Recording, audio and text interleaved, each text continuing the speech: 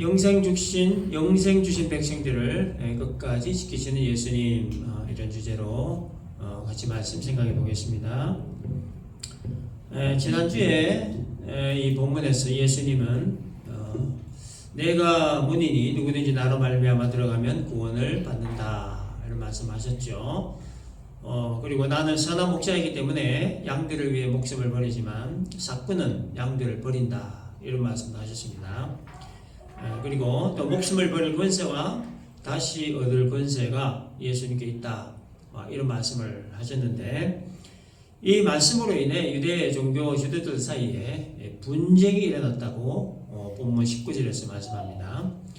한쪽은 예수는 귀신들로 미쳤다 하면서 어찌하여 그 말을 듣느냐, 다른 한쪽은 귀신 들린 자의 말이 아니다, 귀신이 어떻게 맹인의 눈을 뜨게 할 수 있느냐, 이렇게 이런 것들로 인해서 서로 분쟁이 일어나게 된 겁니다. 예수님은 이렇게 이제 유대인들 사이에서 이렇게 논쟁의 중심에 서 계셨는데, 그 이유는 이들이 한 번도 들어보지 못한 말씀들을 하셨기 때문이고, 그리고 한 번도 보지 못한 일들을 행하셨기 때문입니다. 자신들이 가지고 있는 율법 지식을 전부로 알고 있던 이들 입장에서는 예수님의 그 하신 말씀이나 또 예수님이 행하신 그런 어떤 기적의 일들을 이들로 하여금 적지 않은 혼란을 가져왔고, 그래서 결국 이것이 분쟁으로까지 확대되었던 겁니다. 기적 사건을 직접 봤으니까 이걸 무시할 수는 없고, 또 예수님이 하신 말씀들이 허무맹랑한 말씀처럼 들리기도 하지만 또 맞는 말인 것 같기도 하고, 그래서 이 종교 지도자들 사이에서 맞다 아니다 이런 논쟁이 일어나게 된 겁니다. 자, 이런 어느 정도의 이제 시간이 흐른 뒤에 이제 유대인의 절기 수전절이 되었습니다. 수전절이라고 하는 것은 더럽혀졌던 성전을 되찾아서 하나님께 다시 바친 것을 기념하는 절기입니다. 그래서 8일 동안 축제를 하는 절기입니다. 이 수전절에 예수님은 사람들의 왕래가 많은 솔로몬 행각이라고 하는 곳에 계셨는데, 그때 유대인들이 예수님을 에워싸고 허황된 요구를 하게 됩니다. 24절 보면 당신이 언제까지나 우리 마음을 의욕하게 하려 하나이까 그리스도이면 밝히 말씀하소서. 여기에 의욕하게 한다라고 하는 말의 의미는 뭐냐면 지속적인 긴장감과 불안한 마음 상태를 의미하는 말입니다. 그러니까 당신이 언제까지 우리를 지속적인 긴장과 불안한 상태에 있도록 할 것이냐, 그런 의미의 말이에요. 그러니까 당신이 나타나기 전에는 우리들끼리 별 문제 없이 잘 먹고 잘 살고 있었는데 왜 갑자기 나타나서 우리 허물들을 덜치워내고 우리 보고 싹군이라고 비유적으로 얘기를 하고 가짜라고 그러고 불안해서 못 살겠다는 거예요. 행여나 예수님의 백성들을 선동해서 자기들의 그 비리를 낱낱이 폭로할까, 이것이 이제 두려움 때문에 늘 이 긴장이나 또 이 불안에 처해 있었던 거예요. 그래서 이들이 예수님께 그리스도이면 밝히 말씀하소서 이런 요구를 한 건데, 그냥 이렇게 듣기에는 예수님이 당신이 자신을 그리스도로 증명하면 믿겠다 이렇게 말로 들리는데요, 실상은 그런 의미로 요구를 한 말이 아니었습니다. 이들의 요구는 뭐냐면 예수님이 어떤 말씀을 하시든 계속적으로 거부하고 끝까지 물고 늘어지겠다 이런 의도가 담긴 말이에요. 메시아로 증명할 수 있으면 해봐라는 거예요. 우리는 끝까지 반대하고 끝까지 우리는 거부하겠다 이런 의미예요. 그리고 이들이 요구했던 그 증명은 예수님식의 그 증명이 아니라 유대인 자기들식의 증명을 해보라는 말이었어요. 예수님식 증명은 뭡니까? 예수님이 십자가에 달려 죽고 부활하는 걸 말합니다. 유대인식 증명은 뭐냐면 로마의 압제로부터 정치적 독립을 이루는 것을 말하는 거예요. 그래서 이들의 요구는 뭐냐면 당신이 하늘로부터 메시아가 맞다면 로마의 압제로부터 우리들을 정치적 독립으로 이루는 것으로 이렇게 증명을 해보라 이런 거예요. 예수님과 유대인 사이의 이 메시아관이 완전히 다른 것을 알 수가 있습니다. 예수님은 죽는 거예요. 유대인들은 죽이는 거예요. 정반대입니다. 자기 목숨을 많은 사람들의 대속물이 되기 위해 오신 것이 예수님 오심의 목적인데, 그러다 유대인들은 로마인들을 죽이는 메시아를 기다리고 있었던 거예요. 그 메시아에 대해서 전혀 다른 개념을 가지고 있었던 겁니다. 그리스도이면 밝히 말씀하소서라고 요구한 유대인들의 요구에 예수님이 25절에서 이렇게 말씀하십니다. 내가 너희에게 말하였으되 믿지 아니하는도다. 내가 내 아버지의 이름으로 행하는 일들이 나를 증거하는 것이거늘. 이렇게 답변을 하셨어요. 예수님께서 행하신 모든 일들이 예수님이 하늘에서 오신 메시아임을 증명하는 일들이었다라는 겁니다. 그러나 유대인들은 예수께서 하셨던 말씀을 듣고도 믿지 않았고, 또 예수께서 행하셨던 그 일들을 보고도 믿지 않았습니다. 왜 유대인들이 예수님의 말씀과 행하신 일들을 듣고 또 보고도 믿지 않았느냐의 그 이유에 대해 예수님은 26절에서 이렇게 말씀하십니다. 너희가 내 양이 아니므로 믿지 아니하는도다. 하나님 나라에 관한 말씀을 들었습니다. 38년 된 병자를 고친 사건을 보았습니다. 오병이의 기적 사건을 보았습니다. 맹인의 눈을 뜨게 하신 이런 기적들을 보았습니다. 그럼에도 불구하고 이들이 예수님을 믿지 않고 끝까지 거부한 이유에 대해 예수님은 이들이 예수님의 양이 아니기 때문이다, 이렇게 결론을 지었습니다. 예수님의 양이 아니기 때문에 예수님의 음성을 알지도 못하고 듣지도 않는다는 거예요.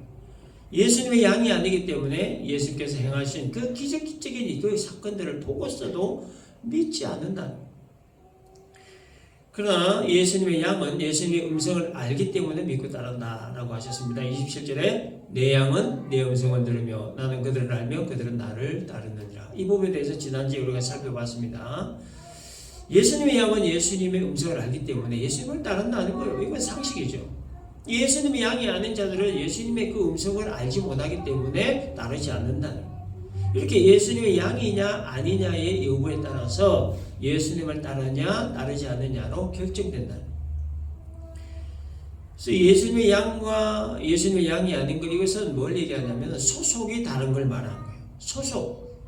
그래서 예수님께서 복음을 전하셨을 때 복음을 들은 무리는 이 두 부류로 나누어졌습니다. 복음을 듣고 받아들이는 부류, 복음을 듣고도 받아들이지 않는 부류, 이 둘 중 하나였습니다.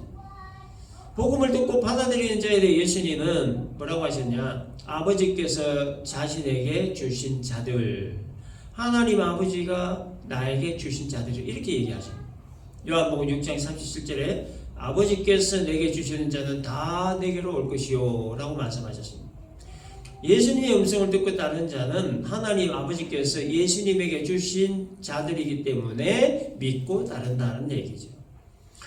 그러나 예수님의 음성을 듣고도 믿지 않고 따르지 않는 자는 하나님 아버지께서 예수님에게 주신 자들이 아니다. 그래서 이들이 예수님의 양이 아니라는 거예요. 자, 그러면 예수님의 양이 아닌 자들의 소속이 어디냐? 소속. 예수님의 양이 소속은 어디입니까? 하나님 나라죠. 그 예수님의 양이 아닌 자들의 소속이 어디냐? 요한복음 8장 44절을 보면 너희는 너희 아비 마귀에게서 났으니 너희 아비의 욕심대로 너희도 행하고자 하느니라. 그는 처음부터 살인한 자요 진리가 그 속에 없으므로 진리 쓰지 못하고 거짓을 말할 때마다 제 것으로 말하나니 이는 그가 거짓말쟁이요 거짓의 아비가 되었습니다. 이들의 소속은 어디를 얘기합니까? 거짓의 아비인 마귀, 마귀에게 속한 자라고 예수님이 결론을 내셨습니다. 하나님 아버지께서 예수님에게 주신 자들은 하나님 나라에 소속된 자들이에요. 하나님 아버지께서 예수님에게 주시지 않는 자들은 거짓의 아비 마귀에게 소속되어 있는 자들이다. 그게 소속이 다르다는 거예요. 그게 소속이 다르기 때문에 한쪽은 예수님의 음성을 듣고 믿고 따르고, 한쪽은 듣고도 믿지도 않고 따르지도 않는다. 그런 얘기예요. 그래서 여러분, 소속이 굉장히 중요합니다. 어디 소속이냐에 따라서 구원과 영생 혹은 심판과 형벌로 갈라지기 때문에, 우리는 어디 소속이죠? 하나님 나라 소속이죠. 천국 백성입니다. 하나님 나라에 소속이 되어 있기 때문에 하나님 나라의 모형인 교회에서 오늘도 이렇게 예배를 드리고 있는 거예요. 하나님 나라에 소속되어 있지 않으면 이 하나님 나라 모형 교회에 올 수도 없고 예배를 드릴 수도 없지요. 혹 왔다가도 곧 떠나게 됩니다. 그런데 누가 하나님 나라에 소속되어 있는가? 이거는 우리가 알 수가 없지요. 이거는 하나님의 영역이기 때문에 그래서 우리가 누구에게 뭐 저 사람 하나님 나라 소속이다, 저 사람 마귀에게서 이런 얘기를 함부로 해서는 안 되는 거죠. 하나님은 우리로 하여금 어디 소속인지 알 수 없게 하셨어요. 그렇기 때문에 하나님 나라에 소속된 자들이 할 수 있는 일은 뭐냐면 사람들이 하나님 나라에 소속이 될 수 있도록 통로 역할을 하는 거예요. 그래서 하나님 나라에 소속된 우리가 할 수 있는 이 땅 살아가면서 하는 역할들이 뭐냐? 통로 역할을 하는 거예요. 통로 역할. 통로 역할에서 가장 중요한 것은 뭐냐면 깨끗함입니다. 통로에 불순물이 끼어 있으면 사람들이 통로 지나가는 것을 꺼려하겠죠. 그래서 통로는 항상 깨끗한 상태가 유지되어야 합니다. 깨끗해야 통로로서의 올바른 역할을 할 수 있기 때문입니다. 우리 한국의 뭐 기독교 인구가 뭐 1200만이다, 1300만이다, 뭐 얼마 전까지 그랬는데 지금은 뭐 100만이 안 된다 그래요. 700만이다, 800만이다. 엄청나게 많은 사람들이 이제 교회를 떠났는데 이걸 뭐 선택 백성, 위기 백성 이런 거 신학적 차원을 떠나서 그냥 우리가 이렇게 보면 그 하나님 나라에 소속된 자들이 그 어떤 통로 역할을 제대로 하지 못해서 그러지 않았나, 깨끗하지 못해서 그러지 않았나, 뭐 이렇게 우리가 또 보는 거예요. 그래서 이 통로 역할, 깨끗한 역할 우리가 잘 해야 된다 하는 겁니다. 그 다음에 하나님의 예수님에게 주신 자들, 즉 예수님의 양들을 예수님이 어떻게 대하시는가에 대해 28절에서 이렇게 얘기하십니다. 내가 그들에게 영생을 주노니 영원히 멸망하지 아니할 것이요 또 그들을 내 손에서 빼앗을 자가 없느니라. 하나님이 예수님에게 주신 자들, 즉 예수님의 양들에게 예수님이 세 가지 약속을 하셨습니다. 첫째는 영생 주겠다. 두 번째는 영원히 멸망하지 않게 하겠다. 세 번째는 끝까지 지켜주겠다. 예수님은 하나님께서 자신에게 주신 자들에게 영생을 주신다라고 하는 이 말씀을 요한복음에서만 해도 여러 번 하셨습니다. 수차례 하셨습니다. 요한복음 3장 16절 하나님이 세상을 이처럼 사랑하사 독생자를 주셨으니 이는 그를 믿는 자마다 멸망치 않고 영생을 얻게 하겠다. 요한복음 3장 36절 아들을 믿는 자에게는 영생을 주겠다. 요한복음 6장 40절 아들을 보고 믿는 자마다 영생을 얻는다. 요한복음 6장 47절 믿는 자는 영생을 가졌다. 요한복음 17장 2절 아버지께서 아들에게 주신 모든 사람에게 영생을 주게 하시려고 만민을 다스리는 권세를 아들에게 주셨다. 그러니까 하나님이 자기 백성들을 예수님에게 주신 목적 뭐라고 지금 얘기합니까? 영생을 얻게 하기 위함이다 라는 거예요. 영생은 영원한 생명이죠. 이 영원한 생명을 주셔서 하나님 나라 천국에서 영원히 살게 하실 목적으로 예수님을 우리에게 보내셨다라는 거예요. 그래서 요한복음에서 반복적으로 나오는 말씀이 바로 이 영생에 관한 말씀입니다. 이제 여러분 이 성경에서 같은 말을 반복하는 것에는 어떤 의미겠냐면 강조하는 의미가 있습니다. 강조. 아주 중요하니까 반복해서 얘기하는 거예요.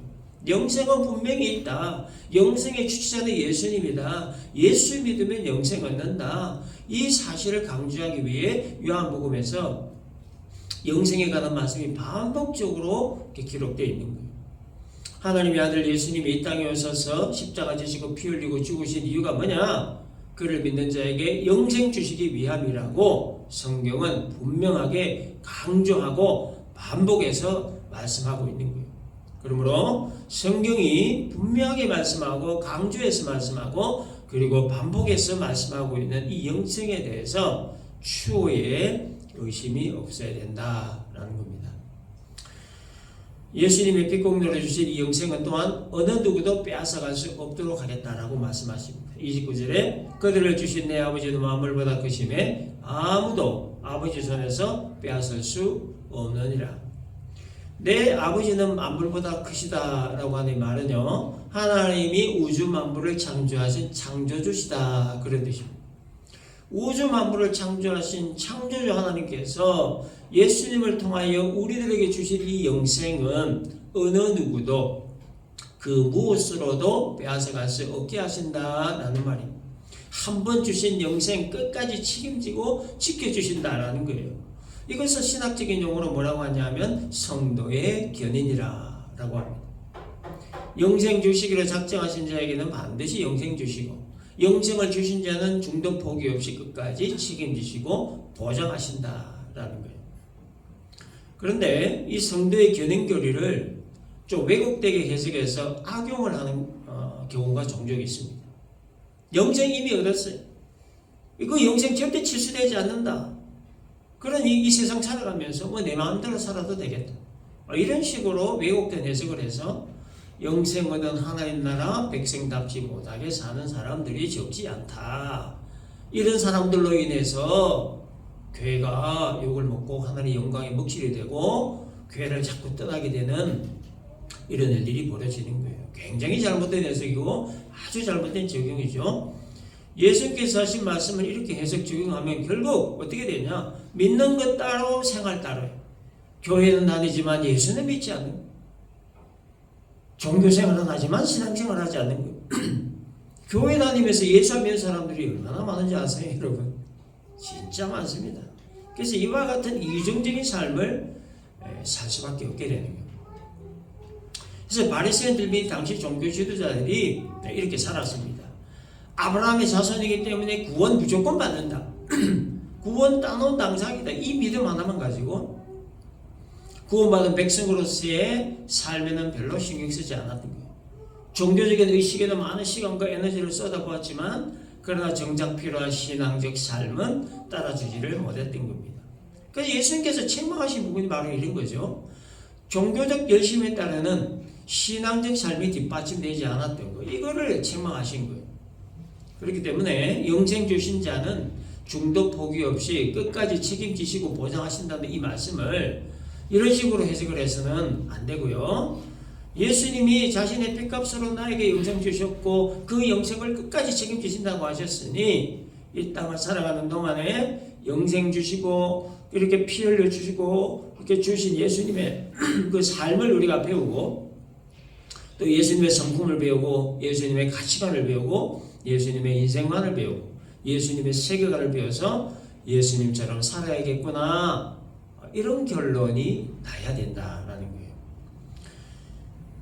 예수님이 유대 종교 지도자들에게 내 양은 내 음성을 들으며 나는 그들을 알며 그들은 나를 따른다.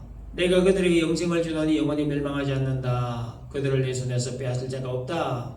그들을 주신 내 아버지는 만물보다 크심에 아무도 아버지 손에 빼앗을 수 없다. 이런 말씀을 하신 후에 30절에서 아주 충격적인 말씀하십니다. 나와 아버지는 하나이니라. 이 말씀들은 유대인들 입장에서는 굉장히 큰 충격이죠. 이거는 신성모독적인 발언입니다. 예수님이 하나님과 하나다라는 말은 예수님이 하나님이란 말이에요. 그렇기 때문에 이 말씀은 그야말로 하나님을 모독하는 말이에요. 그래서 유대인들이 31절 보니까 돌을 들어 쳐 죽이려겠다, 이렇게 기록되어 있는 거예요. 나와 아버지는 하나이니라, 이 말씀은요 삼위일체에 관한 말입니다. 삼위일체. 그래서 하나님에 대해 가장 신비스러운 것이 바로 삼위일체입니다.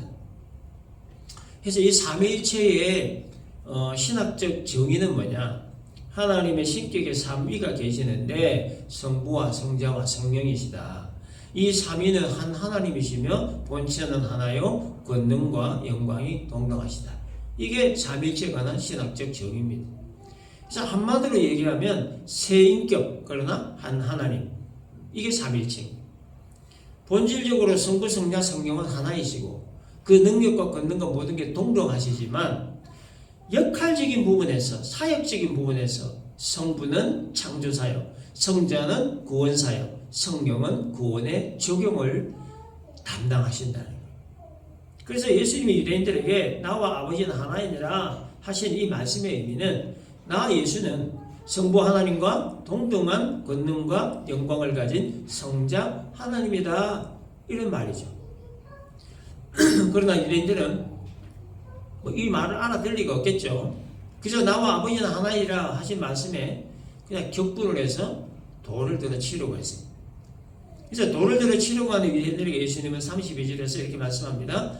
내가 아버지로 말미암아 여러 가지 선한 일로 너에게 보였거늘 그 중에 어떤 일로 나를 돌로 치려 하느냐, 이렇게 반문을 하셨습니다. 이게 여러 가지 선한 일이라고 하는 것은 예수님께서 행하셨던 그 기적 사건들을 말하는 거예요. 예수님께서 행하셨던 모든 기적 사건들은 아버지로 말미암아 하셨다 그런 뜻이. 아버지로 말미암아라는 말은 아버지의 권능과 능력으로 라는 말입니다. 성자 하나님으로서 성부 하나님과 동등한 능력과 권능으로 기적을 행하셨다 그런 말입니다.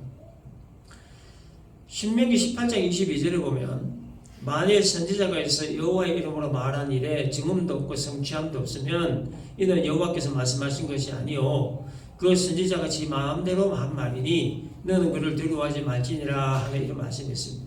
이 말씀이 무슨 얘기냐면 어떤 선지자가 내일 비가 올 것이다 라고 예언을 했는데 다음날 비가 오지 않았다면 그 선지자가 한 예언은 하나님이 하라고 하신 말이 아니라 자기 스스로 한 말이다 라는 거예요. 따라서 그 선지자의 말을 들을 필요가 없다는 겁니다. 그런데 어떤 선지자가 내일 비가 올 것이다 라고 예언을 했는데 다음날 비가 온다면 그 선지자가 했던 예언은 선지자 스스로 한 말이 아니라 하나님이 선지자를 통해 하신 말이다는 거예요. 따라서 그 선지자의 말을 들어야 한다 그런 얘기예요. 예수님이 이 말씀을 염두에 두시고 하셨던 말씀이 바로 아버지로 말미암아 라는 말씀이에요. 예수님이 행하셨던 기적 사건들은 전부 다 하나님 아버지로 말미암아 행했던 일이라는 거예요. 성자 하나님으로서 성부 하나님과 동등한 권능과 능력으로 이런 기적들을 행하셨다라는 말. 따라서 성부 하나님과 동등한 능력과 권능을 가진 성자 하나님이 바로 나 예수다. 그러므로 성자 하나님의 나 예수를 믿어야 된다 하는 얘기죠. 그러나 유대인들은 이 말을 받아들일 수 없었습니다. 당연하죠. 그래서 돌로 치려고 했습니다.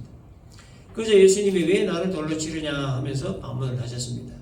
그러니까 유대인들은 33절에서 선한 일로 말미암아 우리가 너를 돌로 치려는 것이 아니라 신성모독으로 인함이니 네가 사람이 되어 자칭 하나님이라 함이로다 하면서 돌로 치려고 했던 그 이유에 대해서 얘기를 했습니다.